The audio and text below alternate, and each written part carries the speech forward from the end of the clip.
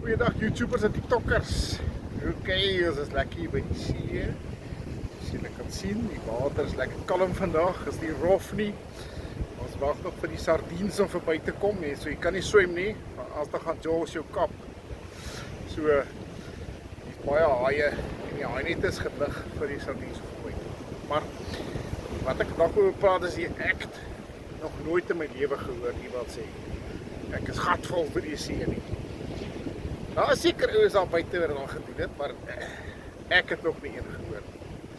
En ek weet nie of jy en of jy al so gevoel het. Maar as jy daar die wetenskaplike aspek van het kyk, is dat die golwe is op 'n sekere frekwensie. En dit is as 'n sekere geluid wat hulle maak, die frekwensie is wat jou brein nodig het om kalm te raak. Brein te kalm te kry, jy weet. Dis hoe baie mense sê, ja, die see is 'n plek van zen of as hulle, wat se naam?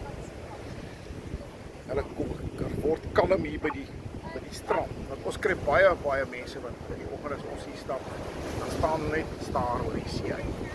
En dit is die rede, is die golwe maak 'n ou kalm, jy weet. So, maar as julle van iemand gehoor het, wat al gesê het, ek is gatvol vir die see. Want ek weet wie is die ou, en ek wil kyk hoe ongelukkig is hy. Want ons geniet elke dag op die strand, elke dag. Als al waai die wind bietjie, en al is dit bietjie bewolk, dit is baie lekker hier by die see. This is the bat siding out.